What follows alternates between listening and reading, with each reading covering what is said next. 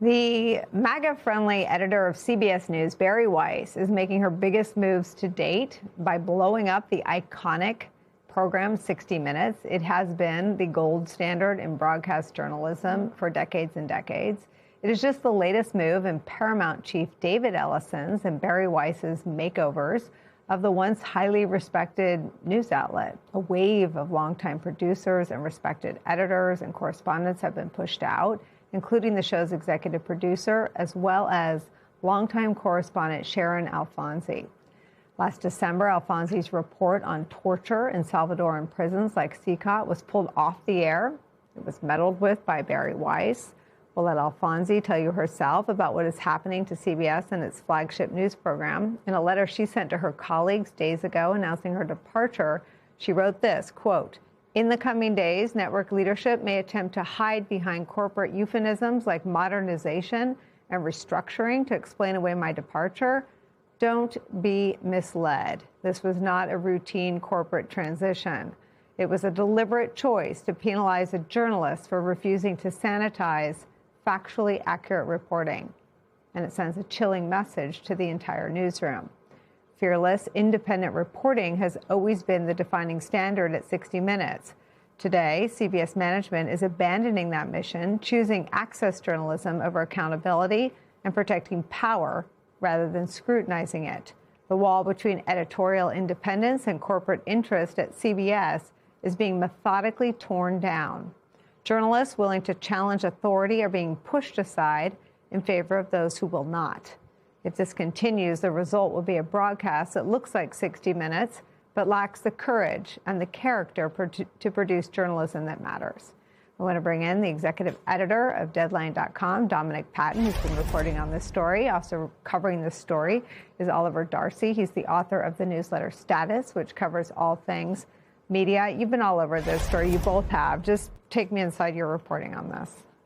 Well, I think the one thing that everyone wants to know is why are they doing this, right? And we were talking about this during the break. This is the highest rated program on television news. Gets like 10 million viewers every single Sunday. It's award-winning. They just won 2 Emmys last night.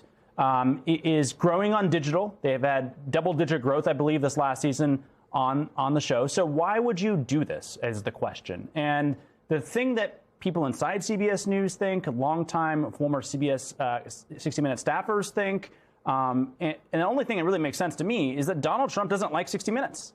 It's the thing he rants about and raves about on Truth Social. He's made it very well known. He sued 60 Minutes, obviously, and they had to settle that lawsuit to get their deal done. Donald Trump does not like 60 Minutes. He's not shy by not liking 60 Minutes. And David Ellison is doing everything he can to ingratiate himself before Donald Trump because he wants to get his mega merger done with Warner Brothers Discovery. So I don't think it takes a genius to put these, connect these dots together. Donald Trump doesn't like the program. He wants it destroyed. He wants it blown up. Today it's blown up. You can connect the dots for yourself. So why does Bari Weiss do that? Why does she fire these 2 respected journalists, basically make it untenable for Anderson Cooper to want to be there? I think she's doing what David Ellison wants. I don't know. I can't get inside Bari Weiss's head. Everyone wants to know, why is Bari Weiss blowing up the most successful show on TV news? It only makes sense when you factor in Donald Trump. Otherwise, it doesn't make a lot of sense. Now, she might have her own ideological perspective here, but there are other ways you could do this. They are intentionally blowing this show up. They are firing the executive producer today. They are firing the executive editor of the show today. They are firing Sharon Alfonsi today. They are firing Cecilia Vega today. They are firing other senior staffers today.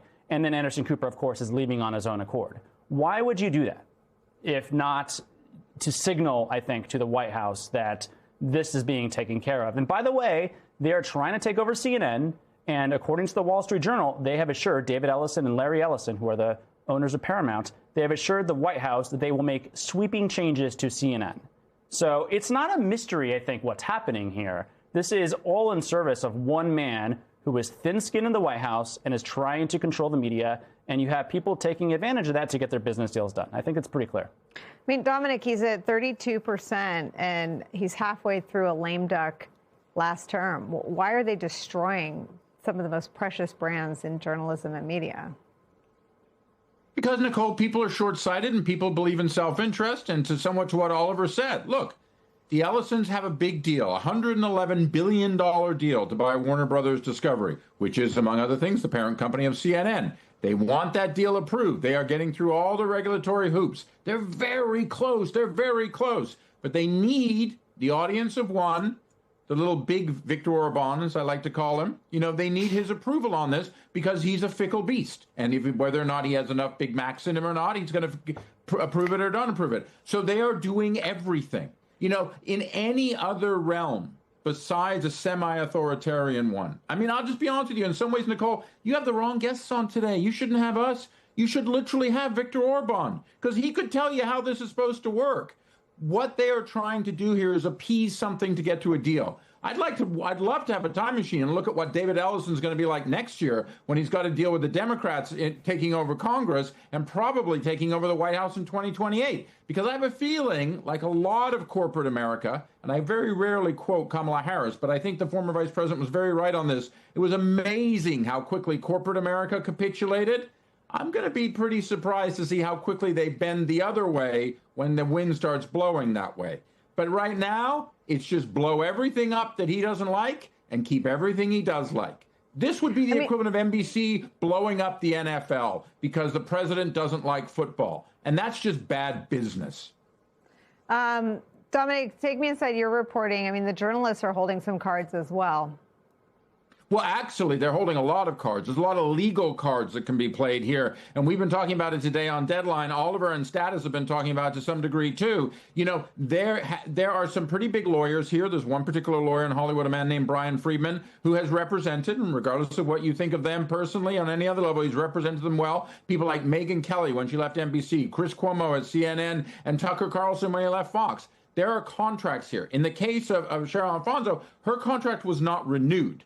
But the nature of the way in which, when her segment on migrants being sent by the American government to harsh, cruel, violent El Salvadorian prisons, the way that segment was spiked after it was approved by everyone, including Barry Weiss, who then had a change of heart, and after Donald Trump made some complaints about CBS earlier that particular week, then she was hung out to dry, saying that they didn't do certain things, they didn't vet it with the proper authorities, they didn't give the administration a chance to reply, et cetera, et cetera. So that's damaging and disparaging to her reputation. So in any other form of employment, you know, you come saying, well, hold on, your past employer says you weren't so great. So she has a reputation to protect in terms of her career. And that is a very valid claim, both in the court of public opinion and in the court of law.